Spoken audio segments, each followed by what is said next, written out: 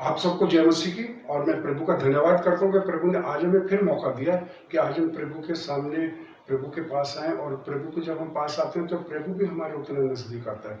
और मैं प्रभु का धन्यवाद करता हूँ, गुजरे दिनों में भी हमने प्रभु से बहुत बातें की, बहुत उनके वचनों पे ध्यान दिया। और खास तौर पे पिता परमेश्वर के जो वचन है बहुत ही तासीर वाले होते हैं और वो कभी भी व्यर्थ नहीं जाते। और जिन्होंने उन वचनों को सुना और उनके ऊपर अमल किया और जिन्होंने उनकी आज्ञाओं का पालन किया पिता परमेश्वर की, उन्हें बहुत आशीष मिली। खास तौर पे पिता परमेश्वर ने हमें इस दुनिया में सब कुछ दिया है, सब कुछ दिया, किसी बात की भी कमी नहीं छोड़ी। और वो चीजें दी हैं जो हम सोच भी नहीं सकते थे। लेकिन खास बात यह है कि प्रभु ने इस धरती के ऊपर जो हमारे लिए भवन अपने लिए हमारे लिए दिए पिता परमेश्वर ने, और जिनके ऊपर बहुत आशीष दी। आज का विषय वो ही होगा।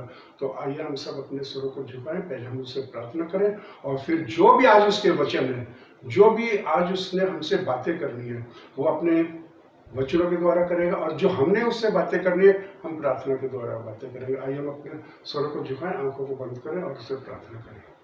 महान पिता परमेश्वर, हम तेरा धन्यवाद करते हैं। हमेशा तुम हमें समय देते हैं पिता परमेश्वर। आज भी तूने हमें जो समय दिया पिता परमेश्वर, उसके लिए मैं तेरा बहुत बहुत धन्यवाद करता हूँ, जिसकी हम बहुत दिनों से इंतजार करते हैं पिता परमेश्वर कि तू हमारे बीच में आएगा और हमें समय देगा। वैसे तू हमेशा हमारे साथ रहता है पिता परमेश्वर। इस वक्त मैं तमाम उन लोगों के लिए प्रार्थना करता हूँ पिता परमेश्वर जो सच्चे मन से तेरे नजदीक आए, तेरी आवाज को सुनते हैं पिता परमेश्वर, तू उनसे बातें करता है पिता परमेश्वर। आज जितने जन इस प्रार्थना सभा में हैं जो कि सुन रहे हैं पिता परमेश्वर, तेरे वचन उनके कानों में पहुंचे रहे पिता परमेश्वर। बहुत आशीष दे। आज उनके मनों की इच्छा है, बहुत सी मनों में बातें लेके बैठे हैं।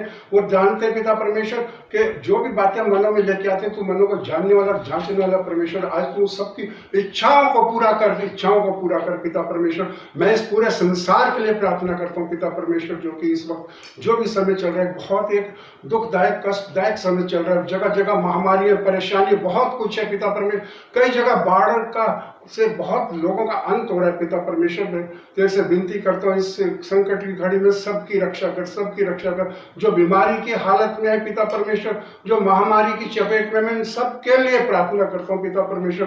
तू महान है, तू पवित्र है पिता परमेश्वर। जो तेरे नजदीक आता है, जो तेरे करीब आता है, कभी निराश नहीं होता, ना कभी लज्जित होता है पिता परमेश्वर।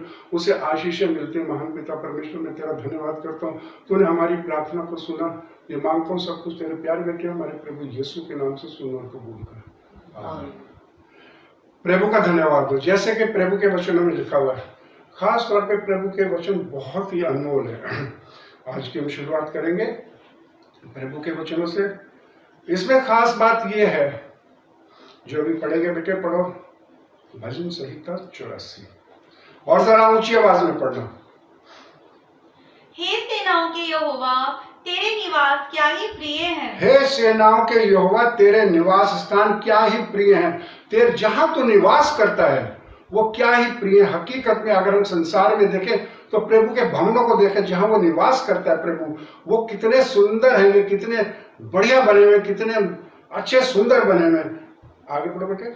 मेरा प्राण यहोवा के आंगनों की अभिलाषा करते करते मूर्छित हो चला। यहोवा के आंगनों की अभिलाषा करते करते, भवनों में प्रवेश करने वाले जो होते हैं, जो भवनों में प्रवेश करते हैं, रहते हैं, उनके आंगनों की भी अगर इच्छा करते हैं, हमें वहां पे भी अगर स्थान मिले, वो भी धन्य होते हैं। आगे पढ़ो बेटे।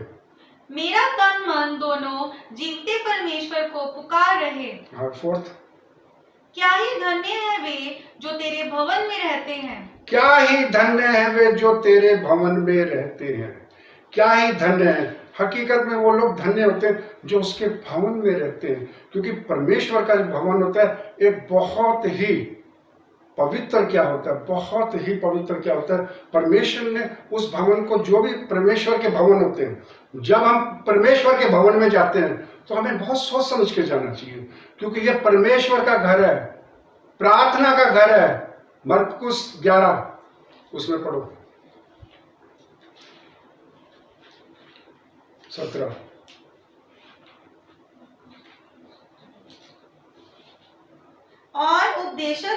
और उपदेश करके उनसे कहा, क्या ये नहीं लिखा है कि मेरा घर सब जातियों के लिए प्रार्थना का घर। मेरा घर, प्रभु ने कहा मेरा घर सब जातियों के लिए। प्रभु ने हमें सारी दुनिया दी है, सब दुनिया दी, यहाँ जैसे मर्जी हम रहे, ऐश आराम से रहते, सुंदर सुंदर जगहें दी, लेकिन प्रभु ने भवन को क्या कहा?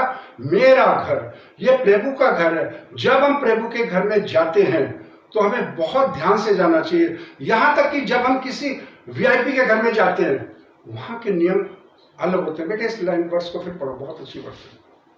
और उपदेश करके उनसे कहा, क्या यह नहीं लिखा है कि मेरा घर सब जातियों के लिए प्रार्थना का घर सब ठहराएगा? जातियों के लिए, इसमें कोई जाति पाति का बंधन नहीं है, जात पात का कोई बंधन नहीं।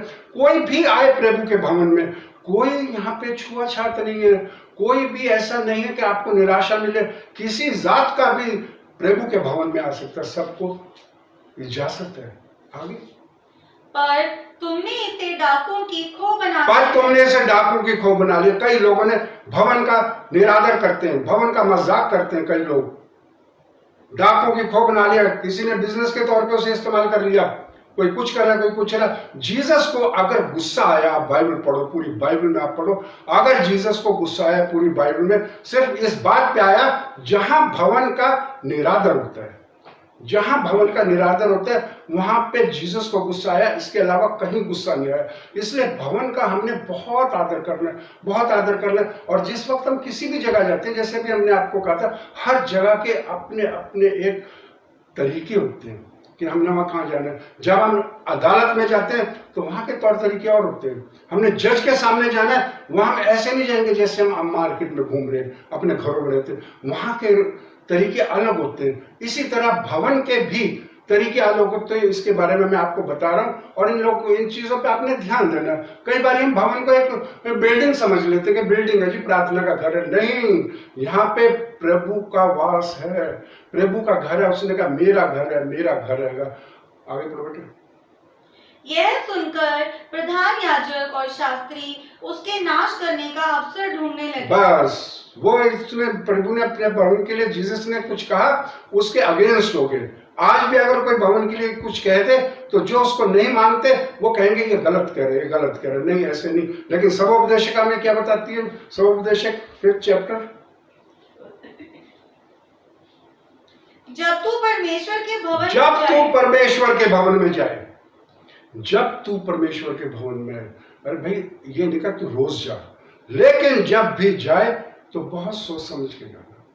प्रभु का घर है, बहुत सोच समझ के जाना। कभी भी उतावली न करना कि हम चले गए और भवन में। अजीजों, ये भवन से बहुत बड़े बड़े चमत्कार करे प्रभु ने, बहुत बड़ी बड़ी आशीषें आज भी मिल रही है। आज मैं देखता हूं दुनिया के बड़े बड़े उन कंट्रीज के बारे में जब हम सुनते हैं, हकीकत में मैं आपको लोग बता रहा हूं, हकीकत में कितने ऐसे भवन हैं जो खाली पड़े हैं।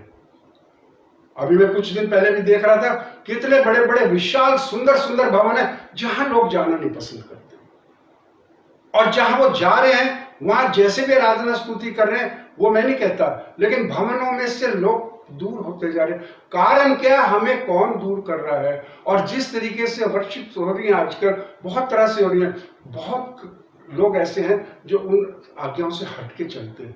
इसलिए प्रभु ने कहा जब तू भवन में जाए सोच समझ के जाना। आगे पढ़ो बेटे। तब सावधानी से चलना, सुनने के लिए समीप जाना। सावधानी से चलना, सुनने के लिए। भाई जो वचन हो रहे हैं उन्हें बहुत ध्यान से सुनो, बहुत ध्यान से सुनो, क्योंकि जिस टाइम कहा गया जहां 2 जन मिलके मेरा नाम लोगे मैं तुम्हारे बीच में हूंगा। इसलिए जो भी कुछ हो बहुत सावधानी से जाना।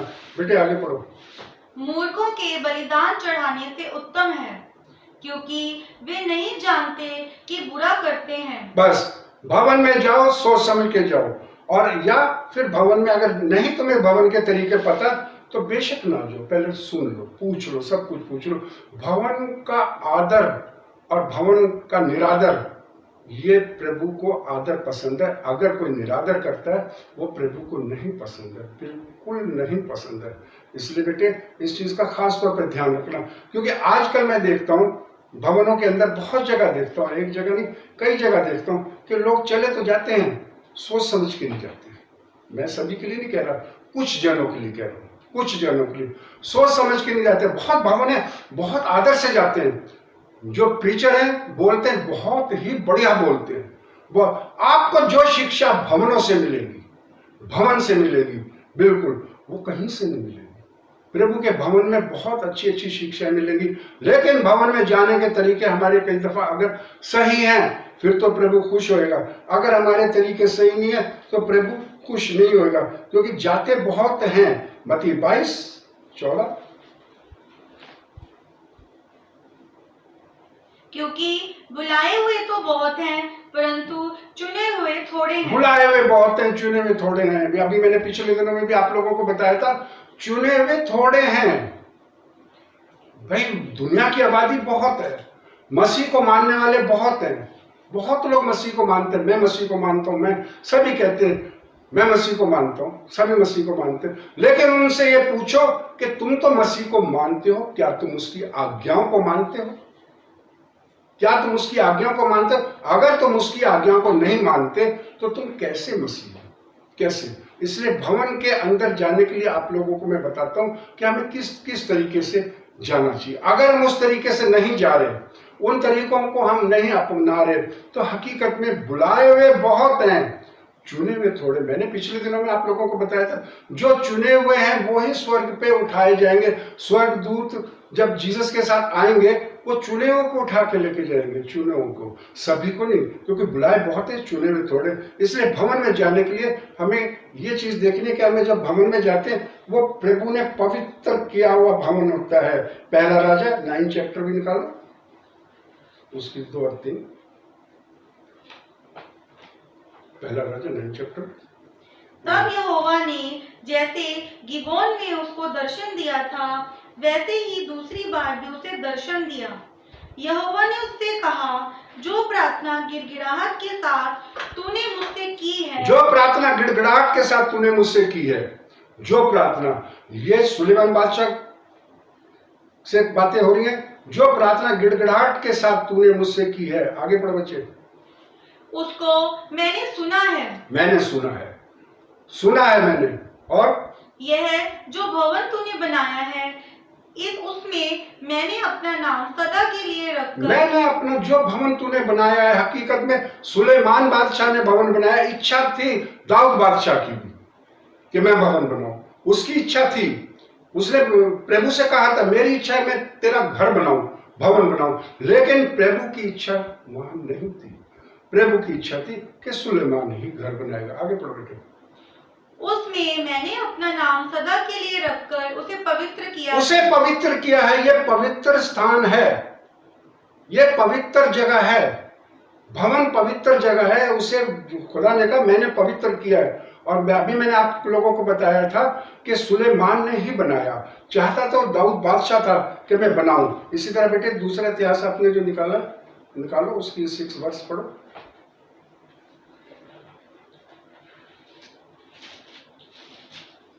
दूसरा इतिहास 6 वर्ष।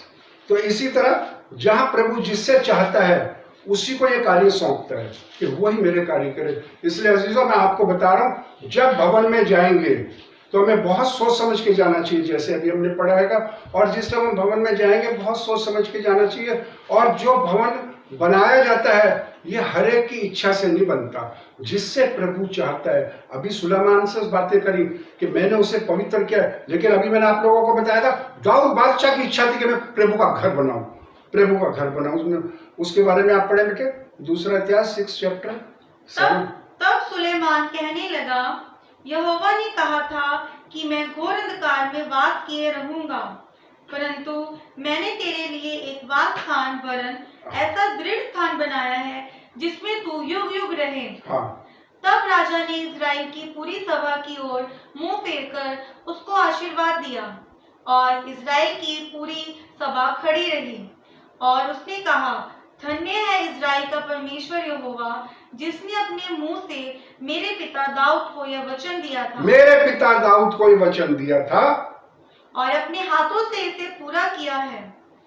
जिस दिन से मैं अपनी प्रजा को मिस्र देश से निकाल लाया, तब से मैंने ना तो इज़राइल के किसी गोत्र का कोई नगर चुना जिसमें मेरे नाम के निवास के लिए भवन बनाया जाए, और ना कोई मनुष्य चुना कि वह मेरी प्रजा इज़राइल पर प्रधान हो। बस वो भी बहुत चाह रहा था, वो भी बहुत चाह रहा था कि बनाऊं, लेकिन नहीं बना सका। बिल्कुल नहीं बना सका। इसलिए अजीजों, भवन के अंदर जिस टाइम आप जाते हो तो बहुत सोच समझ के जाना, बहुत सोच समझ के जाना। और भवन में जिस टाइम हम जाते हैं तो हम क्या सोच के जाते हैं कि ये एक बिल्डिंग है, चर्च है, जा रहे हैं, प्रार्थना होगी, पास्टर फादर प्रार्थना करेंगे, आ जाएंगे। हकीकत में हमें पहले तो भवन में जाने का तरीका देखना, सोच समझ के।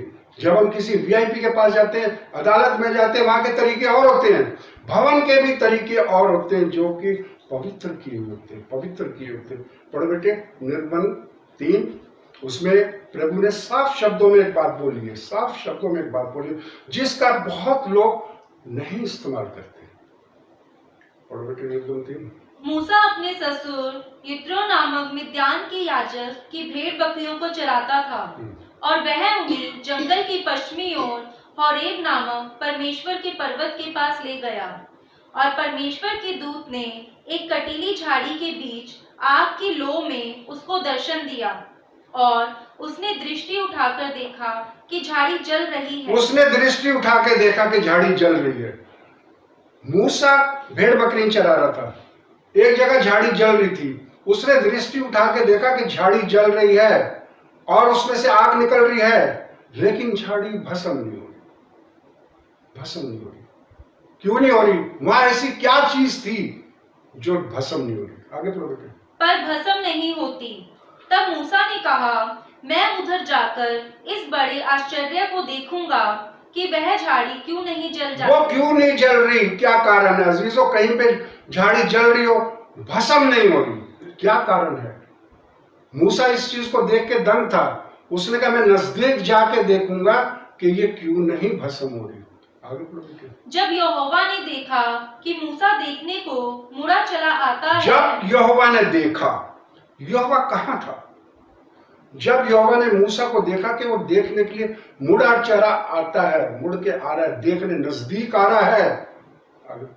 तब परमेश्वर ने झाड़ी के बीच से उसको पुकारा। तब परमेश्वर ने झाड़ी के बीच से उसको पुकारा। अजीजों, झाड़ी जो जल रही थी, वहां पे परमेश्वर उपस्थित था, वहां पे परमेश्वर उपस्थित था। वो जगह परमेश्वर उपस्थित था। जहां परमेश्वर होता है वो जगह कैसी होती है?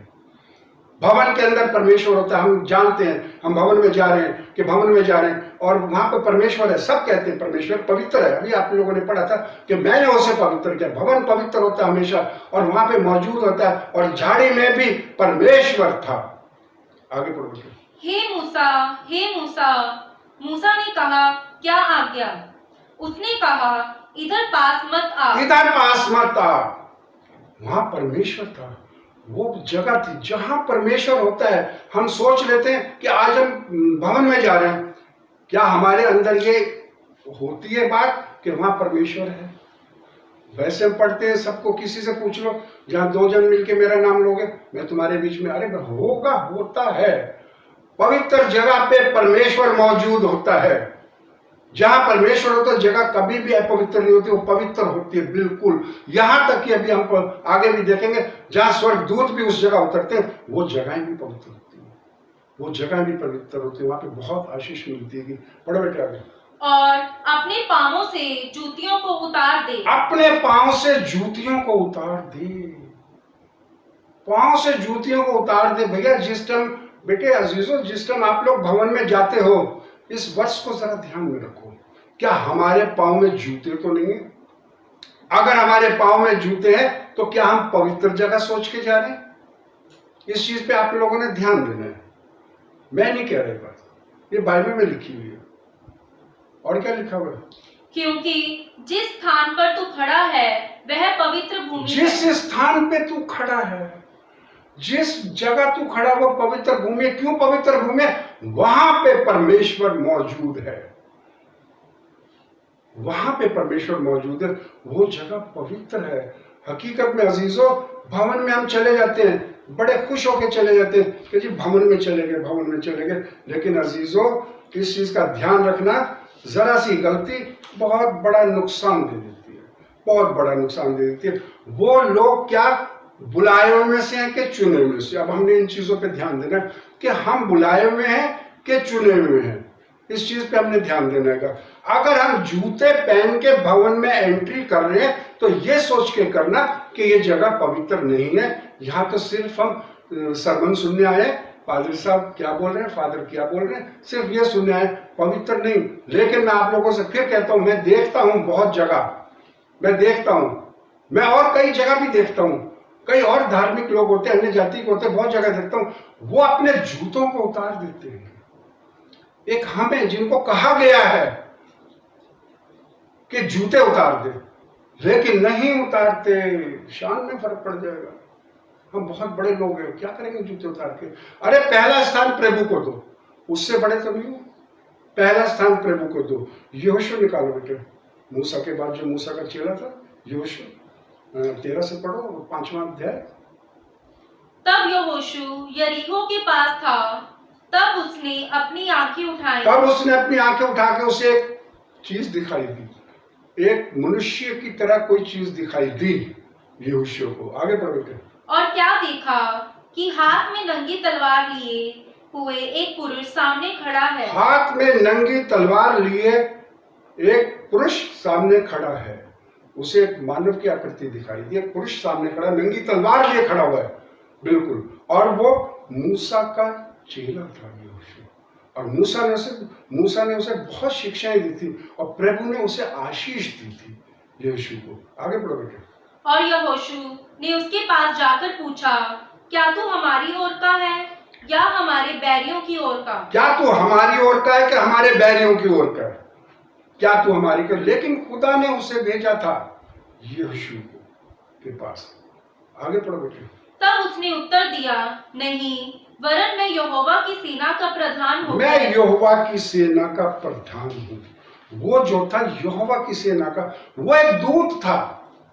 अभी हमने पढ़ा मूसा के बारे में, वहां परमेश्वर था, उस झाड़ी में परमेश्वर ने दर्शन दिया था। वो एक दूत था जिसे परमेश्वर ने भेजा था। आगे पढ़ो बेटे। तब यहोशू ने पृथ्वी पर मुंह के बल गिरकर दंडवत किया और उससे कहा, अपने दास के लिए मेरे प्रभु की क्या आज्ञा है? हाँ, मेरे प्रभु की क्या आज्ञा है? यहोशू ने उसे दंडवत किया मुंह के बल गिर के, क्योंकि वो एक परमेश्वर की तरफ से भेजा हुआ दूत था। और जिस जगह वो भेजा गया था, आगे क्या लिखा है? यहोवा की सेना के प्रधान ने यहोशू से कहा, अपनी जूती पांव से उतार डाल। अपनी जूती पांव से उतार डाल। यहाँ पे भी कहा गया है, उस दूत ने कहा। क्यों? क्योंकि जिस स्थान पर तू खड़ा है वह पवित्र है। जिस स्थान पे तू खड़ा है वो पवित्र है। पवित्र जगह में कभी भी जूते लेके तो जाना नहीं। हो सकता है मेरे इन वचनों को किसी को अच्छे लग रहे हो या ना लग रहे हो, लेकिन मैं आप लोगों को बता रहा हूं, जब तक जिसको नहीं पता था वो बाइबल में से पढ़े, आपको जगहें बताई हुई है, वर्सेस बताई हुई है, वहां से पढ़े। और बेटे अजीजों, अगर आप इन चीजों का पालन करोगे और पवित्र आत्मा की अगर निंदा करोगे, ये पवित्र आत्मा की निंदा है, किसी की नहीं है।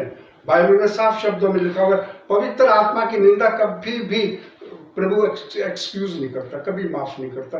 इसलिए बेटे इन चीजों का बहुत ध्यान रखना, और कभी भी पवित्र आत्मा की निंदा ना होने देना, और कभी भी आप ये ना सोचना कि हमें कोई नहीं देखता, हमें कोई नहीं देखता। इन चीजों के बारे में आपको मैं फिर बता रहा हूं कि ये पवित्र आत्मा की निंदा है अगर हम जूते लेके भवन में जा रहे हैं। लेकिन मैं कई दफा देखता हूं जूते लेके कलीसिया तो जा रही है, लोग तो जा रहे हैं, उनको मैं बता रहा हूं, लेकिन उधर से जो वचन हो रहे हैं उनको भी चाहिए बताएं। एक पास्टर थे, मैं बहुत अच्छा था उनके, मैं बहुत इज्जत करता हूं, सभी पास्टर्स की इज्जत करता हूं। वो इस चीज को पहले टोकते थे कि अजीजों जूते लेके अंदर नहीं आना। उन्होंने बाहर प्लेट लगा दी थी, कृपया जूते बाहर उतारें, जूते लेके नहीं आना, और अगर आप जूते लेके नहीं उतार सकते तो बेशक ना। वो साफ शब्दों में बोलते थे। हमारे जो प्रचारक होते हैं उनको भी चाहिए ऐसी शिक्षा दें, क्योंकि पवित्र स्थान है, पवित्र स्थान में उसको पवित्र ही रखो। ऑल्टर के ऊपर जिस टाइम हम होते हैं, ऑल्टर के नियम अलग होते हैं, असूल बहुत ही ज्यादा हार्ड होते होंगे, लेकिन इन चीजों का बेटे ध्यान रखना। अगर हमने इन बातों का ध्यान नहीं रखा और आज जो हमने वचन सुन रहे हैं उसके बाद अगर हम गलती करेंगे तो गलती तो माफ हो जाती है। जीसस ने कहा दोबारा मत करना। आज आप लोगों की सब प्रभु गलती तो माफ कर देगा, लेकिन दोबारा ऐसी गलती ना करना। दोबारा अगर ऐसी गलती करोगे तो बेटे मत्ती 12 में लिखा हुआ 31 में 32 पढ़ो।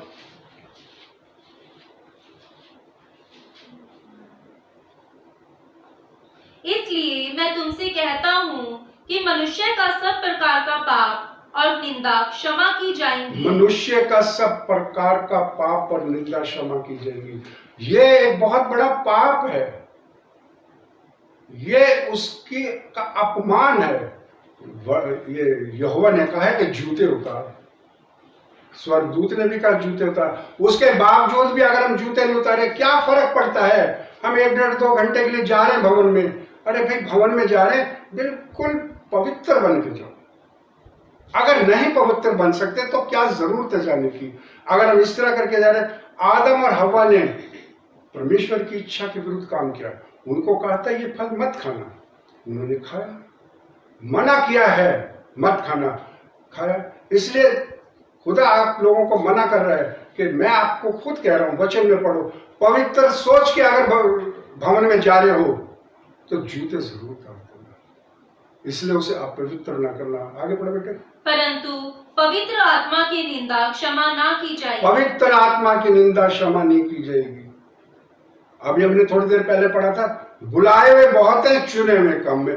अब इसमें हमने ये देखना है कि अगर हम इन चीजों पे चल रहे हैं, मान रहे हैं, आज्ञाओं का पालन कर रहे हैं, तो हम बुलाए में से चुने हुए हैं कि नहीं है।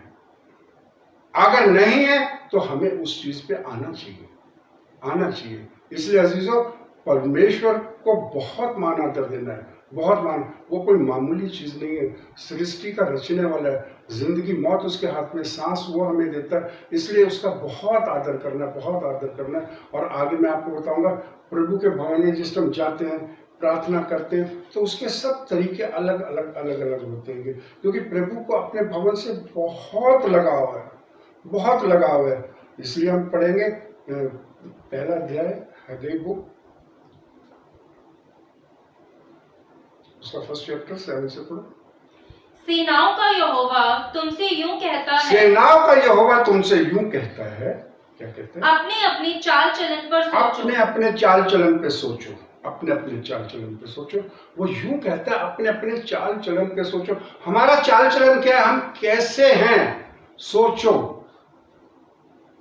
हम देखने में, नाम मेरा जो भी है, दुनिया में फेमस, शहर में फेमस, क्या हम उसके तरीके पे चल रहे हैं?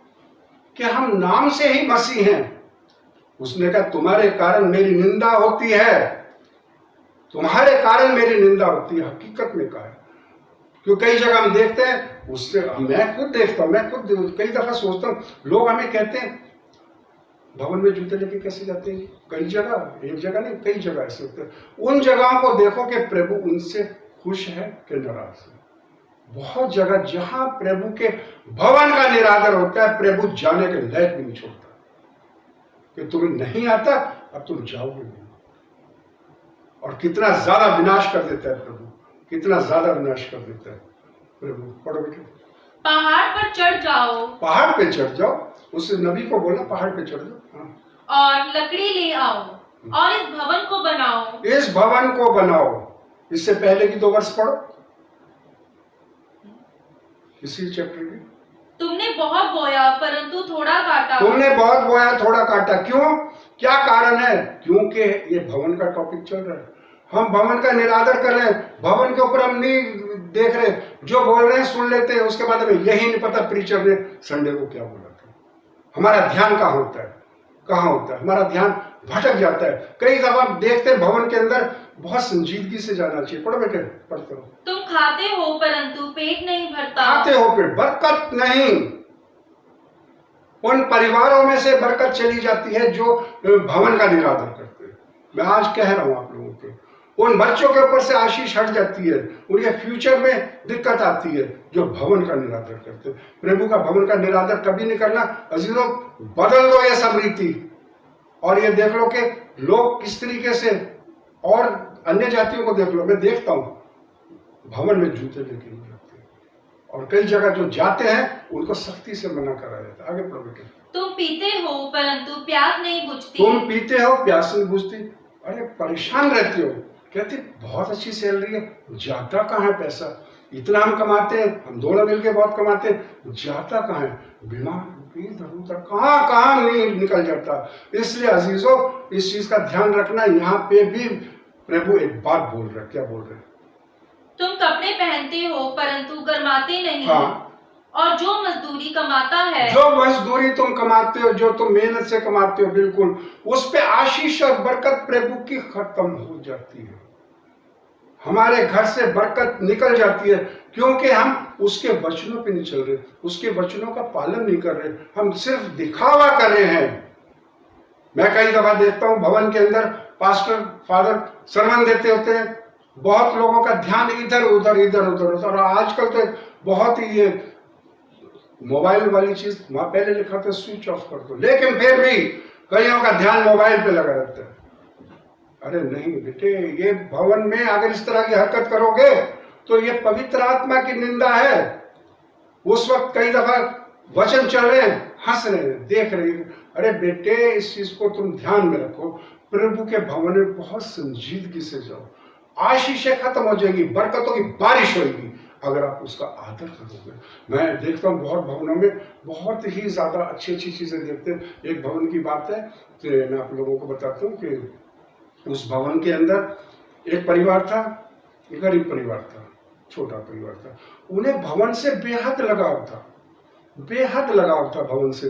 वो भवन की धुलाई करते थे, सफाई करते, तो कलीसिया वाले भी थे, खूब करते, लेकिन उन्हें कुछ ज्यादा ही लगाव था भवन से, और खूब धुलाई करते थे, सफाई करते थे। 2 बच्चे थे छोटे छोटे उस लेडी के साथ। वो लेडी विडो थी, मेहनत मजदूरी करती थी, विडो थी, लेकिन प्रभु से जुड़ी हुई थी और वो भवन की बहुत सेवकाई करती थी, बहुत सेवकाई करती थी। ये मैं आप लोगों को जो बात बता रहा हूँ, ये आप लोग ध्यान से सुनो इस बात को। प्रभु जब आशीष देता तो कैसे देता है? वो जब इतनी सफाई धुलाई करती थी, लेकिन क्रिसमस वाले दिन से पहले, जब क्रिसमस से पहले उस भवन की सफाई कर बच्चे लगे रहते थे, धुलाई करने उनकी मम्मी भी लगी रहती थी, साफ सुथरा कर देते थे। और क्रिसमस वाले दिन वो नहीं आते थे, वो नहीं आते थे। फादर नए आए थे, उनकी ट्रांसफर हुई थी, नए आए थे, उन्होंने उन बच्चों की बहुत तारीफ करी, उस लेडी की बहुत तारीफ करी, कह रही जी बहुत अच्छी है, बहुत खुदा के भवन से इतना लगाव रखती है। आज क्रिसमस का दिन है, लोग आए हुए तैयार है, सब कुछ है, वो नहीं दिखाई दे रहे, वो नहीं दिखाई दे रहे। क्यों नहीं दिखाई दे रहे? उसको भवन से लगाव था, तो आज वो क्यों नहीं दिखाई दे रही? क्रिसमस वाले दिन दोनों बच्चे भी नहीं दिखाई दे रहे, क्योंकि वो विडो थी, घरों में काम करती थी, मेहनत मजदूरी करती थी, कैसे भी अपना गुजारा करती थी। लेकिन जो फादर थे, प्रीचर थे, वो बहुत ही अच्छे मन के थे, दीन मन के थे। उन्हें नहीं पता था, उन्होंने पूछा आज वो क्यों नहीं आई, तो सबने जवाब दिया, कहीं ने कि क्रिसमस वाले दिन वो नहीं आते। वो चर्च सर्विस के बाद फादर उनके घर गए, कह रहे क्या बात है, तुम क्यों नहीं आते? तो वो घर में अकेले बैठे प्रार्थना कर रही थी अपने बच्चों के साथ, सिर्फ प्रार्थना कर रही थी। और वो जब देख रही थी और प्रार्थना कर रही थी, तो फादर ने कहा आप लोग भवन में नहीं क्यों आते थे?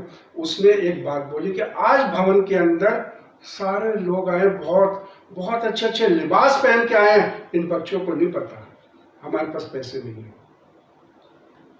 हमारे पास आज के खाने का भी है इंतजाम या क्या नहीं है। फादर देख के बड़े दुखी हुए कि देखो भवन से इतना लगाओ, आज इनके पास पैसे, कह रहे आप बच्चे जाएंगे तो उनमें हीन भावना आ जाएगी कि उनके पास से हमारे पास क्यों नहीं। इसलिए वो बच्चों को कुछ कह के रोक देती थी और घर में प्रार्थना सभा करती थी। और फादर को बहुत महसूस हुआ, फादर ने कहा नहीं ऐसी कोई बात नहीं। फादर को वही प्रेरितों वाली बातें याद आई कि फादर ने कहा मेरी कलीसिया में कोई गरीब नहीं रहेगा। और प्रभु का क्या चमत्कार हुआ, क्या चमत्कार हुआ प्रभु का, बहुत बड़ा चमत्कार हुआ।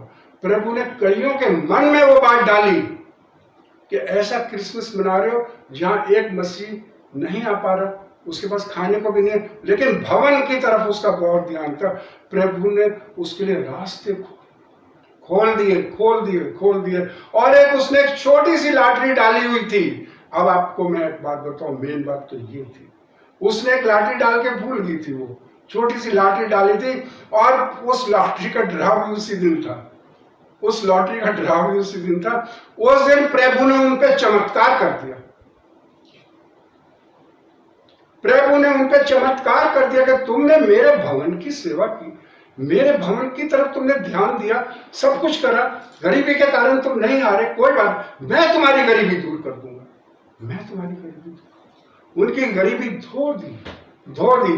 फिर भी उन्होंने कहा कि नहीं, जो कुछ दिया प्रभु ने दिया, हम प्रभु के ही सामने रखेंगे।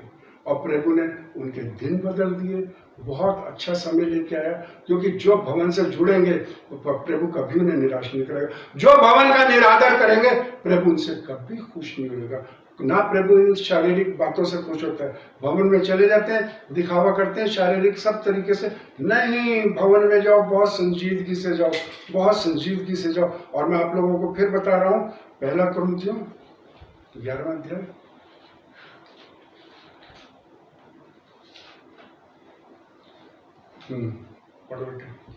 तुम मेरी सी चाल चलो जैसा मैं मसीह की सी चाल चलता हूँ। तुम मेरी चाल चलो, पौलुस की है, मेरी चाल चलो जैसे मसीह की चाल चलो। इसमें एक खास चीज जो मैं आप लोगों को बताने जा रहा हूँ कि जिस टाइम भवन में हम जाते हैं, देखते हैं, प्रार्थना सभाओं में देखते हैं, बहुत कुछ देखते होंगे, बहुत कुछ। अभी मैंने आप लोगों को जूते के लिए बताया था, जूता लेके भवन में जाना, पवित्र आत्मा का निरादर खुल के करना है, खुल के करना है। आशीष नहीं मिलेगी, उस वक्त नहीं पता चलेगा, बाद में पता चलेगा कि हम भवन में जाते थे, हंसते थे, मजाक करते थे, हैं? अरे जिस दिन रिजल्ट आता था उस दिन देखो तुम्हारे चेहरे कैसे, चिंता क्या आएगा, रिजल्ट पास होंगे कि फेल होंगे, चिंता आती, और अच्छे रिजल्ट नहीं आते। जो चुने हुए नहीं हैं उनको प्रभु बिल्कुल बाहर कर देगा, भवन से बाहर कर देगा। और खास चीज देखते हैं हम कई जगह, बेटे यहाँ से पढ़ो, पहला कुरिन्थियों 11 और 5 से।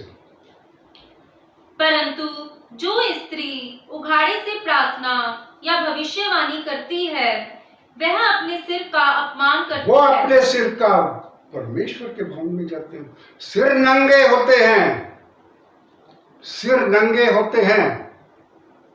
हकीकत में परमेश्वर के भवन में जा रहे हैं, सिर नंगे हैं। अरे भाई क्या तरीका है ये, आज से 40-50 साल पहले की बातें आप देख लो, ये आप अंतिम समय में ऐसी बातें आ रही है। पहले देख लो, हम अपने पूर्वजों से भी सुनते थे, बहुत सुनते थे, लेडीज जब भी प्रार्थना करती थी, कुछ करती थी, सिर ढांके रखती थी।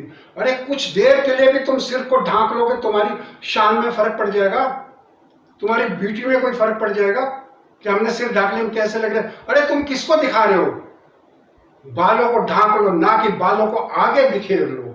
मैं कई चैनल पे देख रहा हूं, प्रार्थनाएं हो रही हैं, खूब प्रभु से प्रार्थना कर रहे हैं, खूब इतनी देर की प्रार्थना नहीं है, प्रार्थना 2 मिनट या 3 मिनट की कर रहे हैं, लेकिन उन्होंने जो अपने ऊपर तैयार करा, अपने शारीरिक रूप को निखारने में वो ज्यादा वक्त लगा रहे हैं और उंघाड़े सिर कर रहे हैं, उंघाड़े सिर कर रहे हैं। आगे बढ़ो बेटे।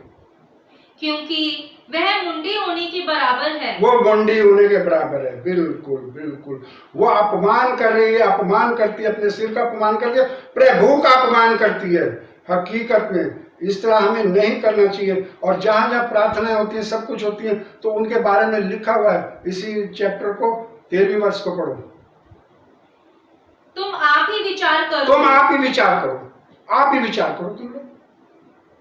क्या स्त्री को उघाड़े सिर परमेश्वर से प्रार्थना करना शोभा देता क्या है? स्त्री को उघाड़े सिर, तुम आप ही विचार करो, खुद आप लोग बताओ कि एक नारी जात, परमेश्वर ने उसे कितना अच्छी एक ओढ़नी दी है कि तू अपना सिर ढांक, और पवित्र जगह है वहां पे तू प्रार्थना कर। नहीं, अब जमाना बदलता जा रहा है, बदलता जा रहा है, परमेश्वर से दूर होते जा। कौन सी आत्मा आपको गाइड कर रही है क्या ऐसे जाना है? कौन सी आत्मा आपके अंदर काम कर रही है कि जूते लेके ही जाना है, सिर पे चुन्नी नहीं लेनी, सिर पे कोई लिबास नहीं लेना। मैं आज भी भवन में कहता हूं जब भी कि भैया अगर नहीं सिर ढांकना तो मैं बार बार टोकता हूं, मेरा बार बार टोकना मैंने कहा मेरे को अच्छा नहीं लगता, इसलिए पहले ढांक लिया करो। हम अपने ससुर के सामने जाते हैं, सिर ढांक लेते हैं, अरे क्या वो उससे भी कम है? क्या है वो? तुम उसका मानादर क्यों नहीं करते? टीवी चैनल पे आप लोग देखो, मैं खुद कह रहा हूं, आप लोग उनको कहो कि बाइबल में से ये वर्ष पढ़ा करो, इस वर्ष के बारे में हमें बताओ क्या लिखा हुआ है। उंगाड़े से करते हैं, यहां तक कि मैं देखता हूं। आगे बढ़ो तो क्या स्वाभाविक रीति से भी तुम नहीं जानते? बस बस, क्या स्त्री को खुले सिर प्रार्थना करना उचित है? नहीं उचित। अरे यहाँ तो प्रार्थना की बात आ रही है, वह कई जगह आप कई चैनल्स पे देखो, सिर उघाड़े वचन चल रहे हैं, वचन, प्रभु के वचन दे रहे हैं, जूते पहन रखे हैं, प्रभु के वचन दे रहे हैं, अपने आप को दिखा रहे हैं कि हमने क्या क्या अपने पहन रखा है, प्रभु के वचन दे रहे हैं। मैंने एक बच्चे से पूछा, वहां पे एक महिला वचन दे रही थी, उन्होंने अपना रूप ऐसा बना रखा था कि वचनों की तरफ कम और उनके मेकअप की तरफ ज्यादा ध्यान था। मैंने एक से पूछा, छोटे बच्चे से, आजा बेटे आपने क्या कुछ देखा, क्या कुछ वचन में सुना? नहीं, आंटी ने ये पहन रखा था, आंटी ने ये पहन रखा था, आंटी ने बाल ऐसे बना रखे थे, आंटी की जूती ऐसी थी, आंटी की हिल इतनी थी, आंटी की ये, और हद कर दी। वचन क्या था? वचन के बारे में नहीं पता, सिर्फ दिखावा शरीर का, हर एक एक चीज दिखाई जा रही है। ये प्रभु को पसंद नहीं है, बेशक किसी को बुरी लगे। मैं वचनों के हिसाब से बोल रहा हूं, वचनों में क्या लिखा हुआ है? उंघाड़े सिर तुम प्रवचन कर रहे हो, तुम प्रभु के वचन दे रहे हो। अरे जो तुम औरों को सिखा रहे हो, जब तुम्हें खुद को ही नहीं पता, तुम उनकी सभा में आप देखो, हम कहां से शिक्षा ले? उनकी सभा में देखो, जितने जन बैठे हुए हैं सारे सिर उंगाड़े बैठे हुए। अरे वो क्यों उंगाड़े बैठे हैं? जिस टाइम उनका प्रचारक ही सिर उंगाड़े घूम रहा है। क्या शिक्षा देगा? क्या प्रभु के वचनों पे चलेगा? ये बेटे अंतिम समय है, ऐसी हरकतें जो हो रही है। मैं भी आप लोगों को इसलिए बता रहा हूं, समय आज कुछ कम है, नहीं तो मैं आप लोगों को और बताऊंगा किस कारण से इस धरती के ऊपर प्रभु नाराज हो रहा है। कहाँ नाराज हो रहा है? बहुत से ऐसे काम होते हैं भवनों के अंदर, ऐसा गीत भजन चलता है, ऐसा ऑर्केस्ट्रा चलता है, कर रहा है भैया, बहुत संजीदगी से भूल जाते हैं कि प्रभु का भवन है, भूल जाते हैं। लेकिन प्रभु का भवन एक पवित्र घर है, पवित्र घर है। अजीजों, उन चीजों की तरफ आपने ध्यान देने का। उन सभाओं में आप जाते हो, अगर वो आप लोगों को नहीं टोकते, क्या कारण है? क्या उनमें, क्या प्रभु का आत्मा काम कर रहा है? प्रभु के वचन बोल रहे, उनसे जाके आप जरा कह देना, हमें फर्स्ट कुरिन्थियों उसके उस लाइनों के बारे में बताओ, इसका मीनिंग क्या है। वो नहीं बताएंगे। बहुत से लोगों को आप देखो, आज जगह जगह प्रार्थना सभा, आप वहां जाके ये कह दो कि हमने आज एक गवाही देनी है कि हमें भवन में प्रभु ने हमें आशीष दी। प्रभु के घर गए, फादर ने, पादी साहब ने हमारे लिए प्रार्थना की, प्रभु ने हमें चंगाई दी, हम गवाही देना चाह रहे हैं। जो भवन से बाहर प्रार्थना सभा होती है, क्या वो आप लोगों को इजाजत देंगे कि उसकी तारीफ कर दो? नहीं, वो कहेंगे नहीं, जो यहाँ पे आता है उसी की गवाही दो। बेटे, जो लोग आप लोगों को भवन में जाने से रोकते हैं, मैं नहीं रोकता किसी को, जाओ जाओ प्रभु के भवन में जाओ, वो एक पवित्र जगह है, सब कुछ है, सब जगह जाओ जहां प्रभु के आशीष मिल रहे, वचन मिल रहे। अगर कोई आप लोगों को रोकता है कि प्रभु के घर ना जाओ, तो आप लोगों को सोचना पड़ेगा कि ये कौन सी आत्मा से बात कर रहा है, कौन सी आत्मा इसके बीच में बात कर रही है। इसलिए प्रभु के भवन का आदर करो, आदर करो, बहुत आशीष मिलेंगी, बहुत आशीष, कोई कमी घटी नहीं मिलेगी। उन लोगों को देखो जो इन चीजों को अपनाते हैं, आज देखो कितनी बुलंदियों पे हैं, कितनी बुलंदियों पे, किसी बात की कमी नहीं, किसी रास्ते में रुकावट नहीं, सारे रास्ते टेढ़े मार्ग प्रभु सीधे करता है, सारे टेढ़े मार्ग सीधे करता है। अजीजों, प्रभु का भवन एक पवित्र घर है, पवित्र है, प्रभु ने इसे पवित्र करा है।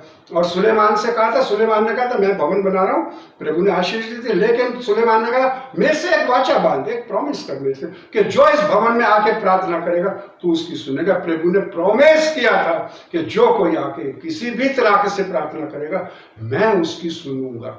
इसलिए अजीजों, प्रभु के भवन का कभी हमने निरादर नहीं करना, कभी नहीं, चाहे कोई भी हो, चाहे भवन में कलीसिया हो, चाहे कोई भी हो, चाहे कोई प्रीचर हो, कोई भी हो, हमें प्रभु के भवन के नियमों के अनुसार ही चलना है, तभी हमें आशीष मिलेंगी, बहुत कुछ मिलेगा। उस लेडी के बारे में मैंने आपको बताया था, सिर्फ भवन से जुड़ी थी। जीसस 12 साल की उम्र में जिस टाइम गए थे, अपने परिवार को छोड़ के, वो काफले के साथ नहीं आए थे, वो ढूंढते ढूंढते वापस गए थे। जीसस ने क्या कहा था? मेरा प्रभु के घर में रहना जरूरी है, प्रभु का घर।